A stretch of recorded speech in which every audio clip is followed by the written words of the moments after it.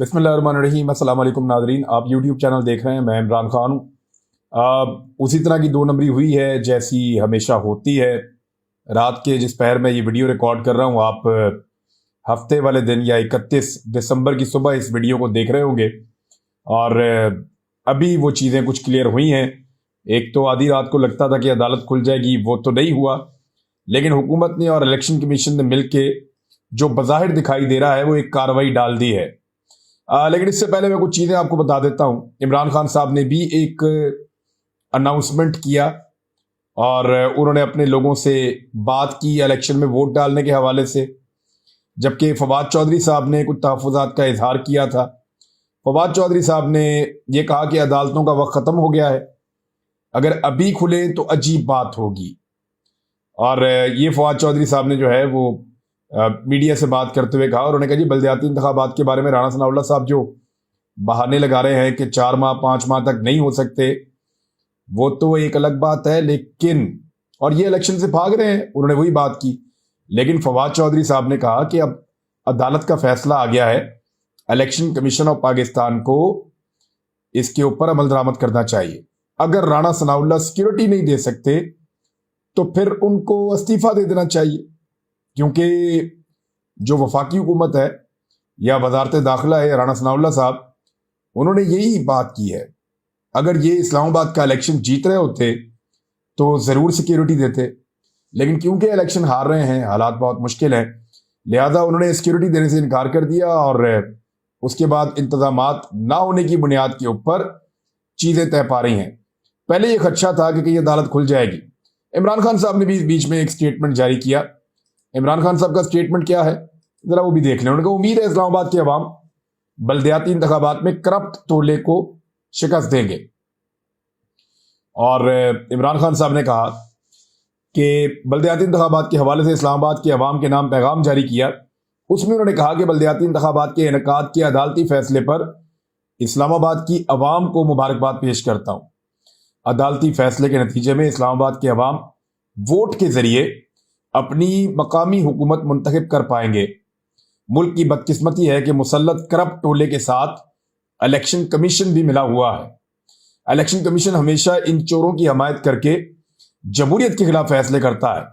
अल्लाह का करम है कि मुअज़्ज़ज़ अदालतें हमेशा इलेक्शन कमीशन के गैर कानूनी फैसलों को मुस्तरद कर देती हैं। ये करप्ट टोला अवाम से खौफजदा है, हमेशा इंतखाबात से राह फरार इख्तियार करता है। चोरों की कोशिश सिर्फ और सिर्फ मुल्क पर अपना कब्जा बरकरार रखना है। मुल्क पर मुसल्लत होने के लिए करप्ट टोला हॉर्स ट्रेडिंग और करप्शन के पैसे से जमीनों की मंडियां लगाता है। इस माफिया के पास अब कोई रास्ता नहीं बचा। अवाम इनको बुरी तरह मुस्तरद कर चुकी है। इस्लामाबाद की अवाम को खसूसी ताकीद करता हूं कि आप कल बल्दियाती इंतखाबात में भरपूर शिरकत करें। मुझे उम्मीद है इंशाअल्लाह इस्लामाबाद के अवाम कल बल्दियाती इंतखाबात में इस करप्ट टोले को शिकस्त देंगे। ये इमरान खान साहब ने बात की थी, लेकिन उसके बाद हुआ क्या?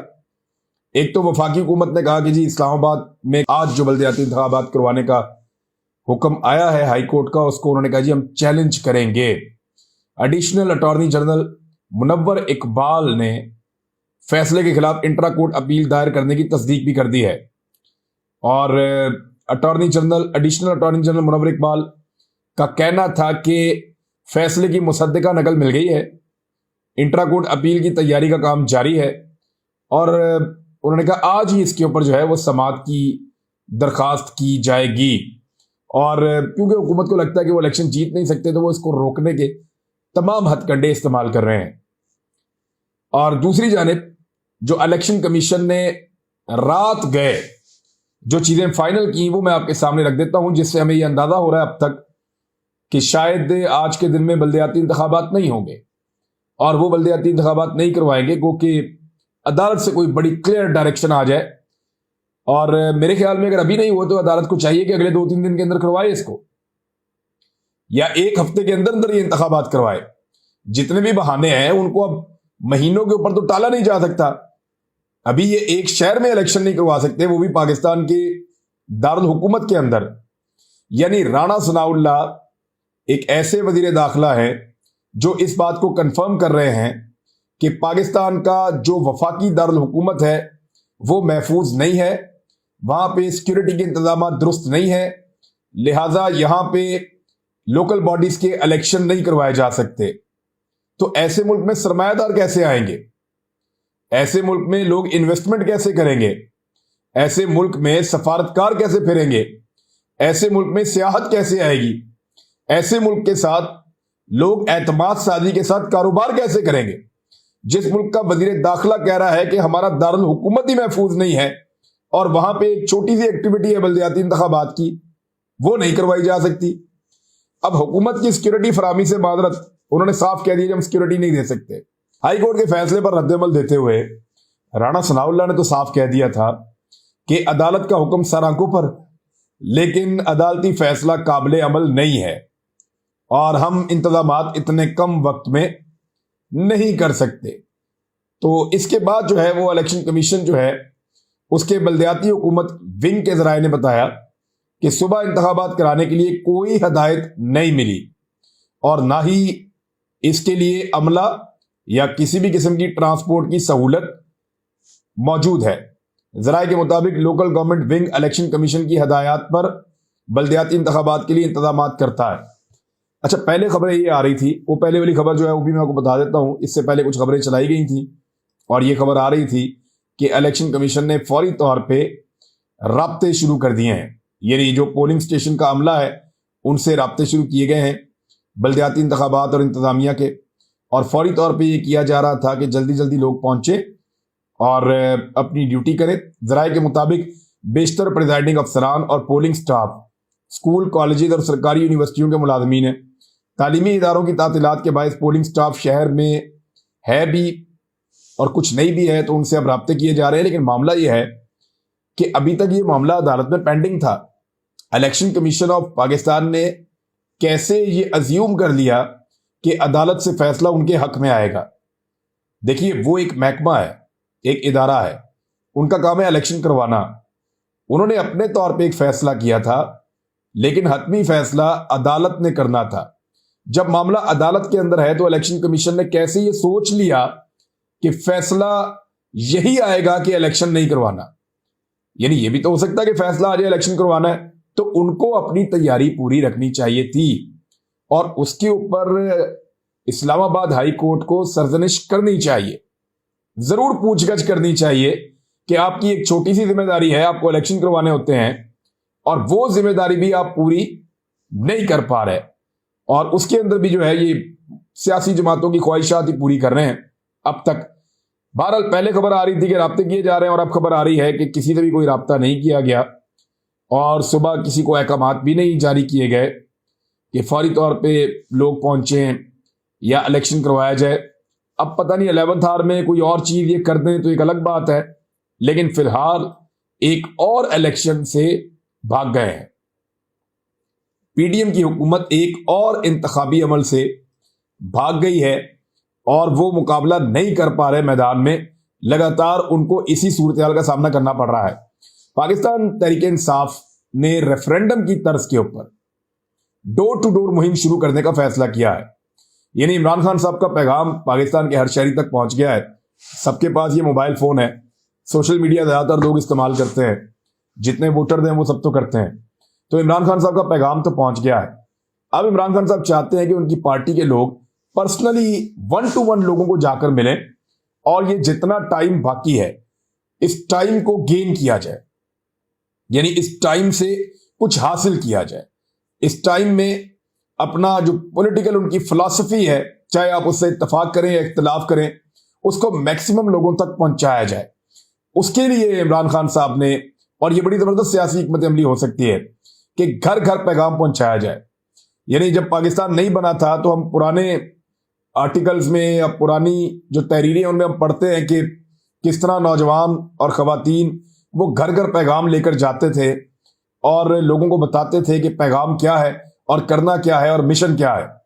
اسی طرح عمران خان صاحب نے وہی فارمولا سوشل میڈیا کے اس دور میں بھی اپلائی کیا ہے کہ جو لوگ بہت زیادہ ان ٹچ نہیں رہتے چیزوں کے ساتھ، ان کو بھی ایک دفعہ ٹچ کیا جائے اور تمام لوگوں تک اپنا پیغام پہنچایا جائے۔ اور یہ جس طرح کا ہوگا یہ آلموسٹ ریفرینڈم کے طرز کا ہے جو یہ ڈور ٹو ڈور مہم چل رہی ہے. پاکستان تحریک انصاف نے اس پہ سوالات بھی رکھنے ہیں. نمبر 1 پہلا سوال یہ رکھ رہے ہیں کہ کیا آپ ٹیکنوکریٹ حکومت چاہتے ہیں یا عام انتخابات.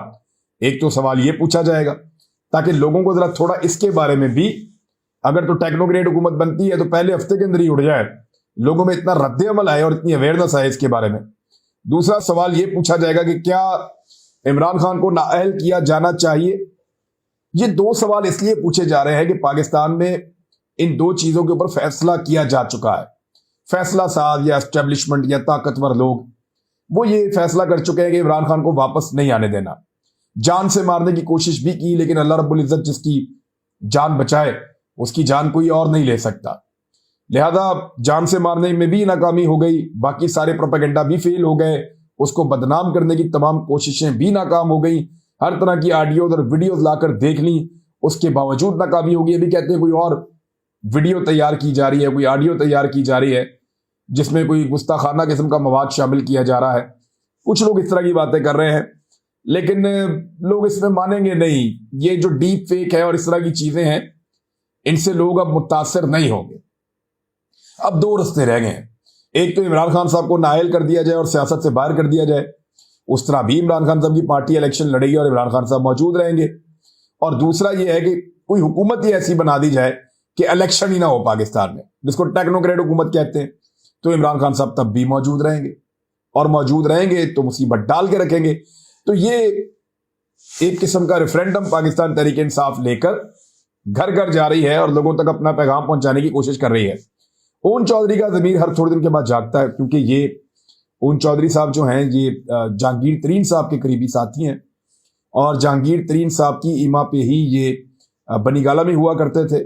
جہانگیر ترین صاحب عمران خان صاحب کے قریبی ساتھی تھے, اور ان کو عمران خان صاحب نے خود ریکویسٹ کر کے اپنی پارٹی کے اندر سیکرٹری جنرل کا عہدہ دلوایا تھا. اس کے بعد بڑے سنگین الزامات جہانگیر ترین صاحب پہ نون لیگ اور جیو ٹی وی ایون اور بہت سارے اور لوگ لگاتے رہے. حیرت کی بات یہ ہے کہ جو جیو ٹی وی سب سے زیادہ جہانگیر ترین کے اوپر بیشنگ کرتا تھا جس وقت جہانگیر ترین عمران خان کے ساتھ تھے, آج وہی جیو ٹی وی اون چودھری کو بٹھا کر جہانگیر ترین کے حق میں دلائل دلا رہے ہیں کہ بیلنسنگ فیکٹر کے طور پہ عمران خان صاحب نے عدالت سے کہہ کر خود جہانگیر ترین کو نااہل کروایا تھا, اور اس وقت اون چودھری صاحب نے منہ بھی نہیں کھولا, اور اب جا کے یہ ایک نیا کٹا کھولنے کی کوشش کر رہے ہیں. اور عمران خان صاحب کو جو صادق اور امین کا ایک سرٹیفکیٹ ملا ہوا تھا, جو ان کی وائف نے, جمائمہ نے, سابقہ وائف نے باقاعدہ ڈاکومنٹس اور بہت ساری چیزیں بھجوائی تھیں, اور بھجوا کر ان کی وائف نے باقاعدہ عمران خان صاحب کو صادق اور امین ثابت کروایا تھا عدالت سے. تو وہ اس معاملے کے اندر بھی اب جو بنی گالہ والا گھر ہے اور اس کٹے کو بھی کھولنا چاہ رہے ہیں, تو کھول لیں, کچھ بھی کھول لیں, لوگ ان باتوں کو نہیں مانیں گے, لوگ ان باتوں میں نہیں آئیں گے. تو 2 ہی رستے رہ جائیں گے باقی, وہ جن کا پہلے ذکر ہوا ہے کہ یا تو حکومت ہی ایسی بنا دی جائے کہ الیکشن ہی نہ کروایا جائے, دوسرا عمران خان کو نااہل کر دیا جائے. لیکن اس سے پہلے اس سے بڑے ہتھ کنڈے فیل ہو چکے ہیں, تو یہ ہتھ کنڈا بھی چلتا ہوا نظر نہیں آ رہا.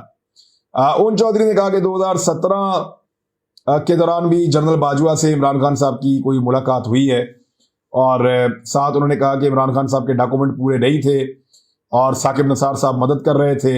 اب ثاقب نثار صاحب کا پرابلم کچھ لوگ بتا رہے ہیں کہ ان کی جنرل باجوہ صاحب سے ایک ملاقات ہوئی ہے, اس کے بعد سے ثاقب نثار صاحب کو ٹارگٹ کیا جانا شروع کیا گیا ہے.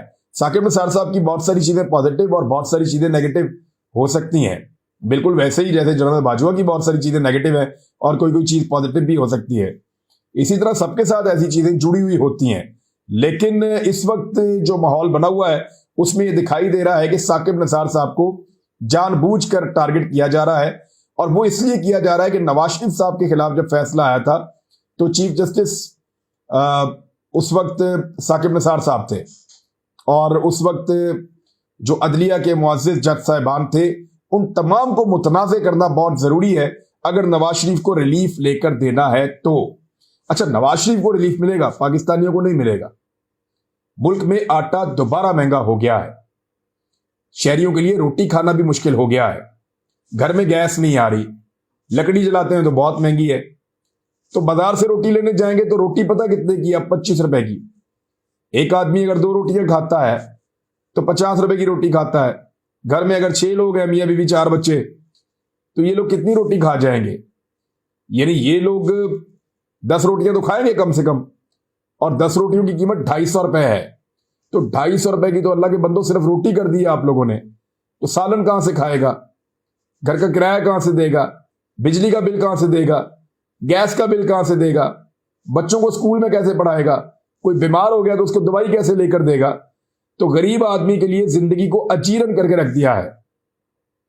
پشاور کے اندر اس وقت ایک ہفتے کے دوران 20 کلو آٹے کے تھیلے میں 300 روپے کا اضافہ ہوا ہے، 2700 روپے تک یہ 20 کلو کا تھیلا جو ہے وہ فروخت ہو رہا ہے، اور کوئٹہ کے اندر جو ہے وہ 2600 روپے تک کا یہ تھیلا فروخت ہو رہا ہے، کراچی کے اندر بھی 2600 روپے تک کا یہ تھیلا فروخت ہو رہا ہے، اور جس وقت آٹا فی کلو 55 روپے کا تھا اس وقت پاکستان کے جو میڈیا کے بھکاری دانشور ہیں ان سب کے مطابق بہت مہنگا تھا، اور آج جب 125 130 روپے کلو ہے، 55 روپے نہیں ہے بلکہ دگنے سے بھی زیادہ مہنگا ہے، تو بھکاری دانشوروں نے منہ پہ ٹیپ لگائی ہوئی ہے اور ٹوکروں میں بیٹھ کے جو ہے وہ سردی کے اندر اپنے آپ کو گرمائش دے رہے ہیں۔ حد ہو گئی ہے ویسے، یعنی یہ قوم ان کو ریجیکٹ نہ کرے تو اور کیا کرے۔ ایک تو اچھی چیز یہ ہوئی ہے کہ اس سال قوم نے یہ سیکھ لیا کہ کون کتنا قابل بھروسہ ہے، کیونکہ ان لوگوں نے عوام کا بھروسہ توڑا ہے، چاہے وہ میڈیا ہے، چاہے وہ اسٹیبلشمنٹ ہے، چاہے وہ پی ڈی ایم کی سیاسی جماعتیں ہیں، سب نے توڑا ہے۔ اور اب حالات یہ پہنچ گئے ہیں کہ پاکستان کے جو 3 ہی بڑے ایئرپورٹ ہیں، کراچی کا، لاہور کا اور اسلام آباد کا، ان تینوں کو آؤٹ سورس کیا جا رہا ہے اور اب پبلک پرائیویٹ پارٹنرشپ پہ چلے جائیں گے، یعنی اپنے ایئرپورٹس تک بھی ہمارے اپنے نہیں رہیں گے۔ یہ بدقسمتی نہیں ہے تو اور کیا ہے۔